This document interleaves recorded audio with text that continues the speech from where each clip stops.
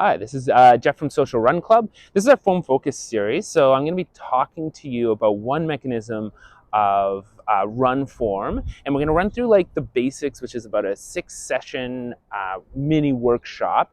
And yeah, but the most important thing is that these mechanisms are sort of they range for the body. So what you want to do is we're going to give you one sort of extreme, then the other extreme, and I want you to sort of feel that, and so that you sort of know the range that you go through, and then you're going to listen to your body and notice what feels good for you. So as your body improves, as you strengthen, as you get bigger muscles, as your body changes, these mechanisms are going to shift slightly. So it's never going to be like, Jeff said this, I need to do that. It's the most important thing that you're doing is learning to listen to your body and learning what feels good so that you can check in with these on a regular basis, because even as you fatigue on a run, these mechanisms are going to change slightly. So today we're going to be talking about our sort of core and glutes. And so these core and glutes are really good at stabilizing your upper body. And so what ends up happening is when people want to run fast, they end up like trying to over-exaggerate and move really quickly, and the problem with that is that you get these like little micro movements of going back and forth. And so what we really want to be doing is when you have a stable core, it holds your upper body straight, and it means all of that power from your quads and your calves is actually going forward rather than doing these like little micro movements onto the side, and then it just wears out your body. So part of what we want to be doing, and this is the way I visualize it, engage your core, but the easiest way for me to engage my core while I'm running is just imagining that you've got your belly button and you're trying to pull it into your spine. And that's a great way to just engage your core.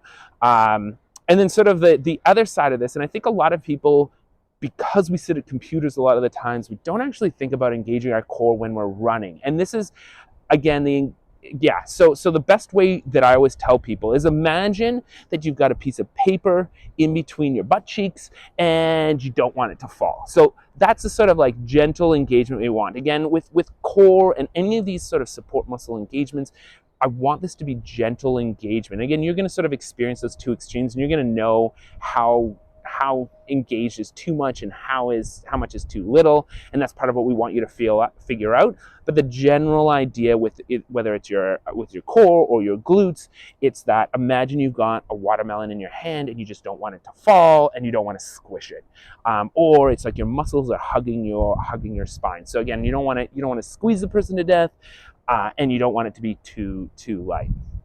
So with that glute engagement, so what I want you to do is I want you to engage it right now, and then what I want you to do is over-engage it, and sort of like notice what happens is like it gets very intense, and and your hips start to come forward as well, and that's good because it helps align our hips properly. And so you can sort of see from the side motion here, it's like when it's relaxed versus when you engage it, it sort of brings them forward. Again, this is over-engaged, and you can see that it's sort of pushing me forward on that one. And so it's finding that happy medium of like super relaxed and then somewhere that's a little more engaged.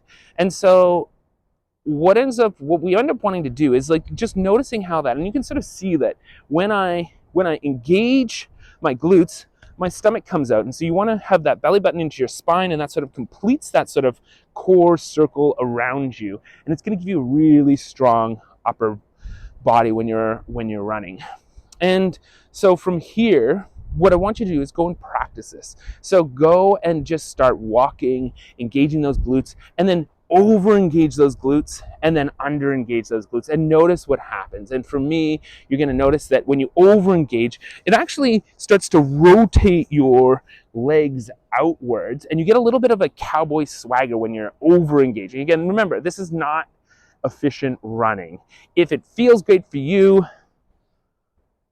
you can try it, but I mean, the idea is that we're trying those extremes and we're finding that middle ground. And so what we want to do is have that gentle engagement around our core as we're going to run, and then you're going to try and relax it, and so you'll see what that feels like, and then you can over-engage it and see what that feels like, so that you start to recognize those signals when you're running, so you know, you're like, oh, I'm not engaging my glutes anymore, or I'm over engaging my glutes, and you know what that feels like, and those become warning signals for you so that you know to engage those glutes. And when those are engaged, what you're going to find is that everything, your hips are going to be more aligned, you're going to be able to lean, you're going to be able to use your other mechanisms a lot more, and you're going to be a lot more efficient with this sort of stuff.